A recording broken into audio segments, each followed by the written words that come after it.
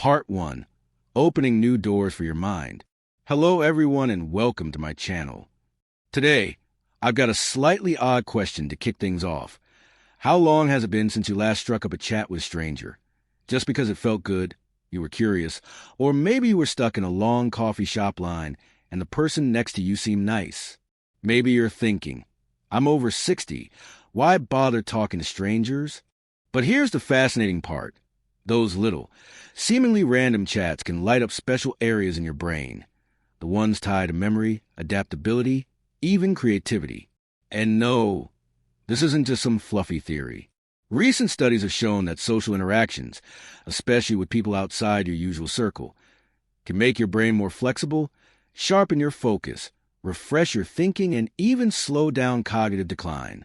Pretty impressive, right? So, if you've been feeling like you're connecting less these days, sticking to the same familiar faces, this video is a gentle wave hello, a quiet nudge to step just a bit outside your cozy shell, explore a richer world, and keep your mind sharp and alive. In this first part, we'll dive into why chatting with strangers, even for a few minutes a day, can spark some seriously positive changes in your brain after 60. When your brain gets surprised, a workout for flexibility. Ever had a moment like this? You're sitting in the doctor's waiting room, and the person next to you turns and says, "You here for the 9 a.m. slot too?" Next thing you know, you're having a light chat about the doctor, the weather, and then it slides into everyday stuff like, "I just learned how to make banana bread. Turn out amazing." You laugh, feel lighter, and suddenly realize your mind feels more awake. Here's the truth. When you talk to a stranger, your brain can't just coast on autopilot. It has to listen, process new info, adjust, respond, and keep guessing what's next. It's a full-on workout for your mind. Psychologist Gillian Sandstrom once said, "We underestimate how much good those short chats with strangers can do." Those quick interactions are like a healthy challenge for your brain, forcing it to think on its toes and adapt. Just like muscles. The more you exercise it, the stronger and more flexible it gets. Take Harold, for example, a 68-year-old from Portland who walks to the park every morning. Lately, he's made a habit to chat with someone new each day, maybe a dog walker, a gardener, or the kids selling muffins. Everyone's got a story, he says, and when I listen, it's like my brain swings open a window. Ever felt something like that? Sometimes a simple question like, "Oh, that cat's adorable, what's its name?" can unlock a whole new world in your head. Stepping out of your comfort zone and making fresh connections. After 60, a lot of us settle into a small, steady circle, family, familiar neighbors, a few old friends. It's comfy, sure, but it can also make your brain a little lazy. When you talk to strangers, people with different ways of speaking, new perspectives, stories you've never heard, your brain has to work to process, understand, and adapt. It's like switching up your menu after decades of the same dish. Your taste buds are shocked, and so is your mind. Neurologist Lisa Feldman Barrett puts it this way: your brain doesn't love surprises, but it thrives on them. When you chat with someone new, your brain has to guess what's coming next. That fires up its neural flexibility, the ability to build and shift connections between brain cells. And that's huge for fighting off brain aging. Think back to the last time you met someone unexpected. Maybe it felt awkward at first, but afterward, didn't you feel a little relieved, excited, or just happy for no clear reason? That's your brain soaking up the freshness of it all. That tiny bit of unease, like walking into a party where you don't know a soul, is actually a vitamin boost for your mind, boosting memory and focus with small talks. Here's something you might not notice.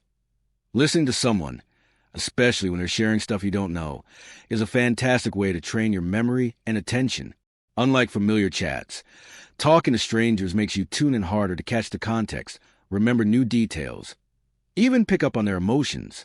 A study from the University of Michigan found that just 10 minutes of positive interaction a day can boost short-term cognitive function, your working memory and ability to process info. Take Edith, 72, from Kansas City. She joined a little social experiment. Every day, she'd chat with a stranger and try to recall at least 3 things they said. After a few weeks, not only was her memory sharper, but she felt more alive and likable, as she put it. It's like being back in school, learning something new from someone new every day. And you can try it too, starting tomorrow. Pick someone you see around but haven't talked to, the grocery cashier, the park gardener, and ask a small question. That's all it takes to get rolling.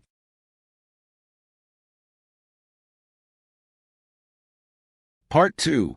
Just one small chat can soften a stiff day. Emotions unlock when your mind feels heard. Some days, don't you feel like your mind's just frozen? Not exactly sad. Not quite happy. Just a quiet stillness blanketing everything. But then, maybe at the grocery store, you strike up a little chat with a kid scooping ice cream. Just a few polite words. And somehow, when you head home, your heart feels strangely warm. The truth is, as we get older, connecting isn't just a social thing. It's a way to remind your mind you're still alive, still worth something, still able to touch other souls. Those short talks with strangers, a car mechanic, a librarian, or an old lady on a park bench, they're like tiny rays of sunshine slipping into a gloomy mood, lighting up your whole day. Science backs this up. 2. When you feel connected, your brain releases oxytocin, that hormone that makes you feel safe and bonded. And here's the surprise. You don't need a lifelong friendship to trigger it. Just one honest, heartfelt chat, even a quick one, can open that floodgate of good feelings. Think back to the last time a new face made you smile. Ever wonder if maybe you needed that moment even more than they did? Emotional resilience, nurtured by strangers. Not all of us have a big social circle after 60. Retirement hits. Kids grow up, friends move away, and sometimes a little emotional stumble, a sad morning, a lonely afternoon, can drag your mood down fast. But here's the beauty. Strangers can sometimes offer the gentlest lift to your spirit. Take Frank, 70, from Texas. One morning, he was out walking, feeling low. It was the anniversary of his wife's passing. Along the way, he saw an older woman struggling to untangle her little dog's leash. He lent a hand, and they ended up chatting for a few minutes. Turns out she just moved to the neighborhood and felt lonely too. Just a few minutes, Frank said, but it was like someone let light back into my heart. I got home feeling like a hand patted my back saying, "You're okay. You're not alone." Emotional resilience isn't set in stone. It grows with little connections like that. Your brain learns to balance feelings by bouncing off others. When you chat with a stranger, hear their story, share a bit of yours, you're building a soft cushion for your spirit, making it easier to bounce back when life weighs you down. A fresh mood, thanks to sweet surprises. Another magical thing happens when you step out of your known zone and talk to strangers. Positive surprises. Day-to-day life can get stuck in a dull loop. Same breakfast spot, same sofa corner, same familiar faces you know down at every frown. But with someone new, nothing's predictable, and that's what adds color to your days. Mary, 66, used to sit in her local park reading. One day, a young guy asked to borrow her pen to sketch. They talked for a few minutes. She got curious about his drawing style. Weeks later, he came back with a sketch of her. "I didn't know I could smile that bright in a picture," she said, "and I never thought a total stranger could see that light in me." Those little moments, rare as they might be, have the power to recharge your mood, spark optimism, like wildflowers by the roadside, not as flashy as roses or orchids, but enough to catch your eye and make you smile out of nowhere. Social confidence, built from daring to start. A lot of older folks say they feel out of place in this fast-spinning world. They hesitate to talk to younger people, worried they won't get it, won't keep up. But that hesitation chips away at social confidence. And confidence is huge for keeping your brain humming. Here's the thing. Social confidence doesn't come from knowing a ton, talking smooth, or looking young. It comes from daring to try, taking one small step, saying good morning, without worrying they'll blink or brush you off. Do that a few times, and your mind shifts. You trust yourself more, open up more, and, funny enough, your brain gets quicker, more flexible too. Dr. Emily Rogalski, a neurologist from Northwestern University, once said, "One thing older folks with youthful brains share is they're not afraid to try new things, even chatting with strangers." You might not turn into the world's slickest conversationalist, but just feeling a bit cozier each time you talk, that's already feeding flexibility into your brain and heart. Part 3. Fleeting encounters that stick with you. Quick connections. They don't need to last or leave a mark. Ever had a moment where you met someone at the airport or a diner, talked for 15 minutes, and still remember them clearly? Their voice, their eyes, the short story they shared, like your mind bookmarked it? Those brief connections, what sociologists call weak ties, pack a bigger punch than we realize. They're not just random moments. They're bridges to a wider, richer world beyond your usual bubble. This stretches your mental map, sparks multi-layered thinking, and makes you feel alive. A famous study from the University of Chicago found that people who regularly chat with strangers, like a fellow train passenger, a vendor, or a barista, report higher life satisfaction than those who don't. Not because they make new best friends, but because they feel part of something bigger. Jerry, 75, once told me about sitting at a Florida bus stop, chatting with a young guy playing jazz on a Bluetooth speaker. They talked Louis Armstrong for 10 minutes. No numbers swapped, no second meeting, but Jerry said, "It was my first jazz talk in years. I felt young again. That week, I played my old records every night." See? Just a few minutes, but your mind holds on to it. Your brain wakes up to newness. When you talk to people you know, your brain runs on habit. You know their tone, their thoughts, even what they'll say next. It's comfy, but it doesn't push growth. With strangers, though, your brain has to reboot, pick up new cues, figure out the context, respond on the fly. All of that makes it sharper and more adaptable. Dr. Daniel Levitin, author of Successful Aging, said it best. Your mind isn't kept alive by repetition. It's refreshed by surprises. Every short chat is a gentle brain game, nudging you out of your comfort zone into a state of observing, reacting, remembering. It's like a quick workout you don't even notice because you're too busy laughing, listening, connecting. Take Susan, 69. She stops by her local coffee shop every morning for a pastry. Each time, she chats a few minutes with a different barista. Today, a college kid. Tomorrow, a Mexican guy new in town. I pick up little things from each one. She says, a Spanish phrase, a dish I've never heard of, a funny story. It keeps me awake. Belonging without long ties. Feeling seen matters. We all crave that sense of belonging. Knowing we're not cut off, that we're seen and heard. And here's the surprise. It doesn't have to come from family or old friends. It can come from a friendly glance, a hello, or someone saying, "That's a great sweater." Linda, 73, lives alone outside Denver. She walks every afternoon and has a little ritual. Saying hi to someone new each day and remembering their face if they smile back. I don't know their names, she says, but I don't feel invisible.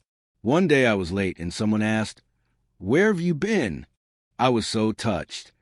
Those passing connections weave an invisible web, a network of tiny threads that keep your mind from slipping into isolation. The more of these you have, the more you feel tied to life, not sidelined. And that makes your mind steadier, lighter. More life satisfaction from very connections.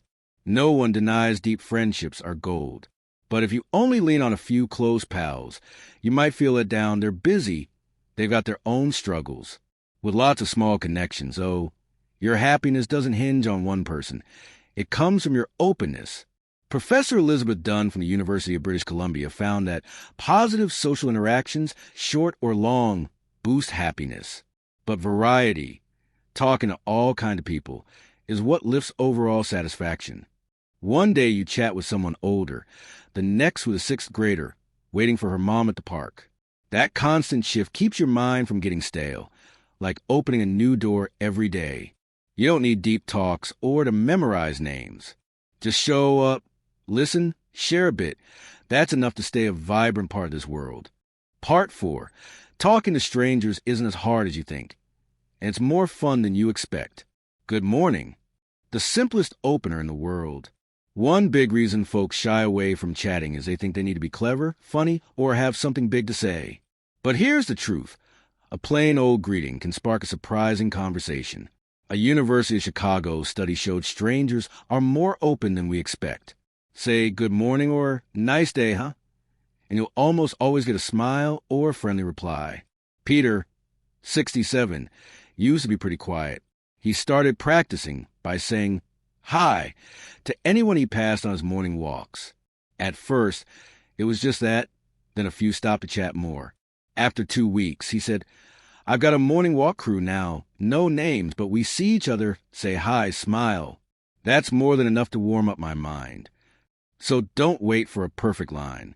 A hello, a weather comment, or even complimenting someone's shirt can be your key to start. Listening is key. You don't need to talk much to connect. Lots of people worry. I've got nothing interesting to say. But here's what they miss. Listening is a powerful way to bond. Eleanor, 70, joined a senior yoga class. During a break, instead of sharing, she just asked, How long have you been coming here? The woman next to her opened up about her yoga journey after an injury. Eleanor listened, nodded, smiled. At the end, the woman grabbed her hand and said, I'm so glad I talked to you today. Thanks for listening. See? You don't have to be a great talker. Just be genuine. Ask something easy like, Ever tried this bread before? How old's your little one? What books do you pick? Then listen, nod, let the chat flow naturally. Listening also sharpens your memory and focus. Good for your spirit and your brain. Set up natural run-ins. Pick spots that make talking easy.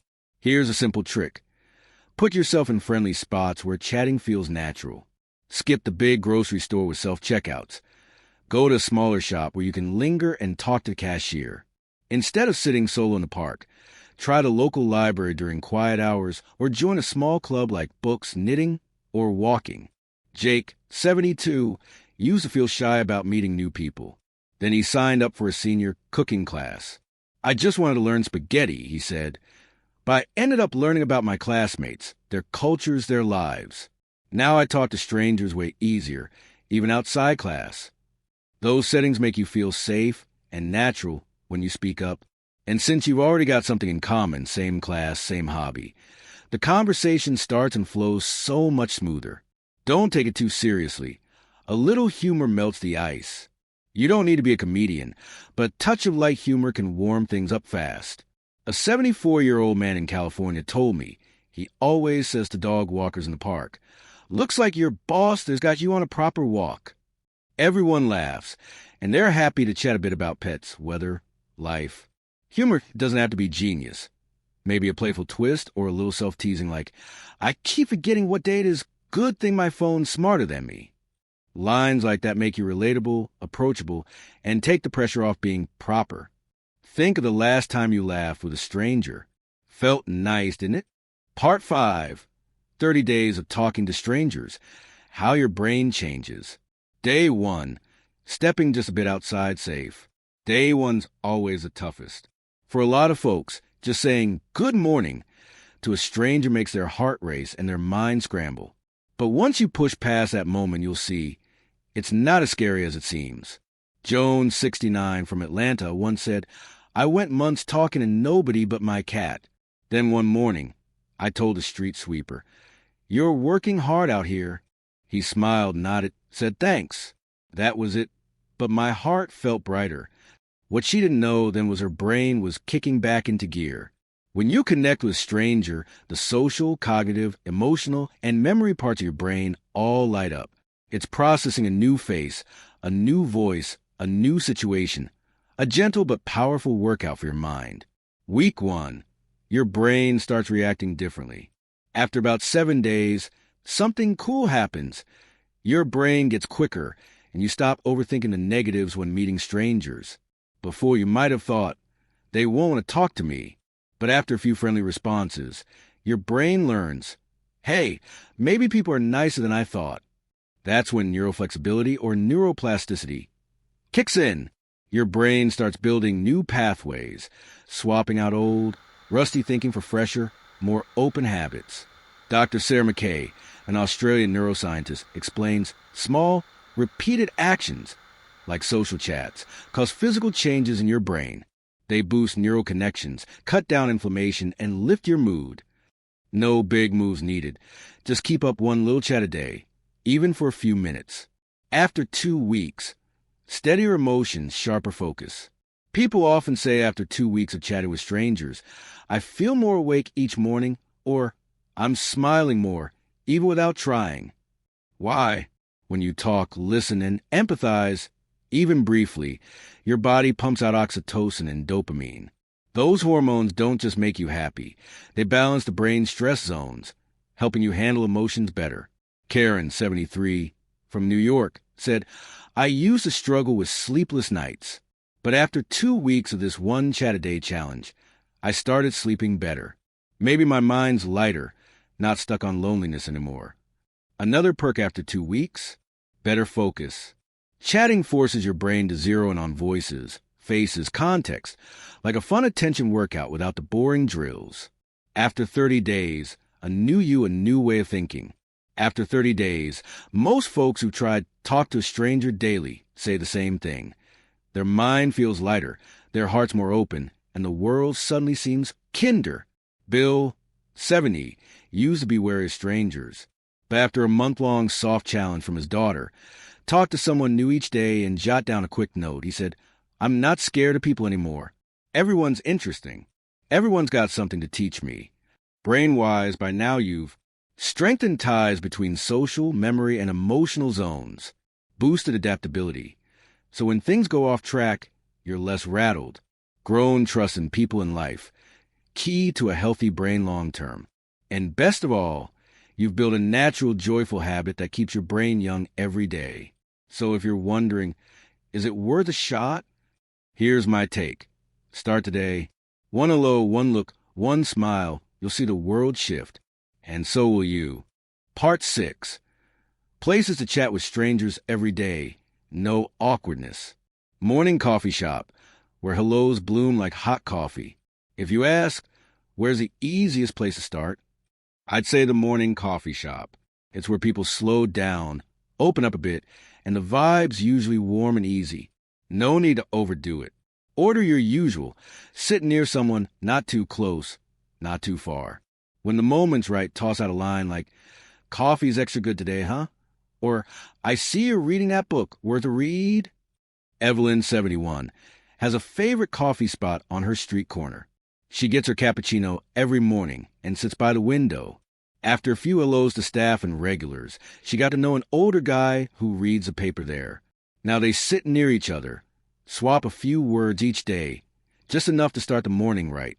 You don't need ace social skills. Just show up and be open. Parks and walkways, where smiles are friendliest hello. Parks are goldmine for short, meaningful chats. Open space, people relaxing, walking dogs, reading, strolling, and everyone's a little more approachable when they're not rushed. A tip, look for dog owners. Pets are perfect icebreakers. Ask the dog's name. Say it's cute, ask the breed, how old. Most pet folks will happily pause to share. Carl, 68, started walking every morning after retiring. He was shy at first, but soon saw park people were friendlier than he thought. Now he says hi to at least 3 folks a day. One time, a lady even shared cookies from her picnic basket. He laughed. And don't skip the solo bench sitters. They might be waiting for someone to say, you always sit here. Best spot in the park, huh? Libraries, stores, bookshops. Quiet spots full of chances. If loud, crowded places aren't your thing, try libraries, bookstores, or supermarkets. They're perfect for simple openers like, seeing someone pick your item. I'm torn between these two. Any tips? Spotting a book you know. I read that one. Ending's a shock. Chatting with staff. Seems busier than usual today, huh? Linda, 74, once asked a librarian about the book club schedule. That led her to join the group and make 3 new friends, all over 60. Genuine curiosity is your key. Ask to listen, not just to seem friendly. Community events, as natural as breathing. Most American towns have community centers with classes, dance, art, yoga, walking groups. These are the best spots to meet folks your age with shared interests, making chatting a breeze. No need to be a pro talker. Just ask, is this class usually busy? Did you catch last week's session? Today's lesson looks tricky, huh? Maggie, 77, signed up for ballroom dancing. Worried she'd forget every step. The guy next to her joked, I was just going to stand here and look good, better than dancing. She cracked up, relaxed, and joined in. Shared activities give you a built-in starting point. After a few visits, faces get familiar, smiles come easier, and chats flow like breathing. Part 7. How to keep talking to strangers daily without feeling forced. Set small goals and stick to them. One of the simplest, most effective secrets? Don't aim to chat tons every day. Just set a tiny goal, like once a day, like drinking water in the morning or a 10-minute walk. When you weave talking into your routine, it stops being a task and turns into a nice part of the day. Claire, 70, says after breakfast, she steps onto her balcony or heads to the park and says hi to one person. That's her soft mission done. Extra chats? Bonus. You can jot down a quick note after each one. Today I greeted the supermarket doorman. I asked the elevator guy about his pastry. I smiled and said, "Cute dog," to a walker. Little steps stack up to big shifts. Switch up your spots. Keep your mind fresh. We get bored doing the same thing in the same place, right? So instead of the same route or store every day, mix it up. Keep your brain buzzing with light newness. One day, hit the grocery at noon. Next, swing by a coffee shop in the afternoon. Maybe try a different park later. Small changes keep your mind lively, and the encounters get more fun. David, 76, has a trick. I've got 3 favorite parks. I rotate weekly. It's not just the scenery, it's the new people. Every time I hear a fresh slice of life. Your mind craves variety, and the older we get, the more we should feed it little twists. Take social breaks when needed, but don't quit. Some days you're not up for talking, and that's totally fine. A good habit doesn't mean forcing it every single day. Give yourself a breather, but don't drop it completely. When you're drained or just not feeling it, try a small smile to someone, a nod in the elevator, just soaking in others' presence without a word. Ruth, 72, from Oregon, has a line I love. I have quiet connection days. I don't talk, but I look, I smile, I let people know I'm here. Take a day off. 2 even, just don't let it stretch into a long disconnect. Tomorrow, you start again, easy as the first time. Notice the good vibes, so your mind wants to keep going. Here's a small but big step most skip. After a good chat, mark down how it felt. Maybe write it, or just think to yourself, I felt lighter after talking to that barista. That stranger story had me smiling all the way home. I still feel interesting, like I got stuff to share. When you clock those positive feelings, your brain tags the action as rewarding, and next time, it'll jump back in easier. It's like exercising and feeling strong after. That reward keeps you going. Chatting's the same. The prize is quiet joy, subtle satisfaction, and knowing you're still living fully. Part 8. Why small talks lead to big changes in your mind. Every chat is a choice to live openly. Looking back from Part 1, we've come a long way together, haven't we? From getting over that first shy hurdle, stepping out of our safe little nests, to seeing that talking to strangers doesn't just cut through loneliness. It's a gift to your brain and heart. You've seen it. A soft hello, a quick question, a well-timed smile can loosen up a stiff day, wake up brain zones that have been napping, and best of all, crack open a door to the world outside. No need for long talks or instant besties. It's about choosing to live a bit more openly, day by day. That's the gentlest, strongest way to keep your mind flexible, sharp, and your emotions full. Opening up is coming back to yourself. Maybe you've thought, I don't need new people, I'm fine solo. But once you taste that spark of connection, even a fleeting one, something deeper sinks in. We're not just here to coast quietly. We're here to feel we belong. To a moment, a grin, a kind look, to a tiny community, to the world, even if we just graze it and go. And here's the wonder. When you reach out to a stranger, you're not just brightening their day, you're reconnecting with the liveliest part of you. Past 60, it hits home. The best things aren't what we hold, but how we show up and link up. One hello might not change the world, but it can lift a sad day. And if you're still wondering, what can I change? Just one older person chatting a bit. Think of Jake. He's 75, sits at the bus stop every morning. Not to go anywhere, just to talk to whoever's there. He shares a goofy tale, asks an easy question. One day a young woman said, "I lost my dad last year, but seeing you here calms me down." One hello won't fix everything, but it can ease a heart and remind you, you still count, you're still part of this big picture. You're never too old to connect, never too late to keep your brain humming with flexibility every day. Start today. Open your heart, open your mouth, open up better days. If you're still on the fence, here's my invite. Just once today. Say hi to someone new. The baker, the old guy in the park, the lady at the crosswalk. Keep it simple. Nice sunny day, huh? Or flash a smile and ask, "What's that dog's breed?" Then listen. Let that tiny moment stir you, like morning light on your shoulder or a leaf dropping just as you look up. Because chatting with strangers is something science, your heart, and life all agree on. It keeps your brain young, your spirit soft, and lets life flow through you, full of color, possibility, and warmth. What do you think of this journey? Have you tried daily stranger chats? What's changed most for you? Liking this tip? Tap that like button. Which moment surprised you? A, B, or C? Share in the comments. And if this sparks something, subscribe for more warm, thoughtful vibes to your mind after 60.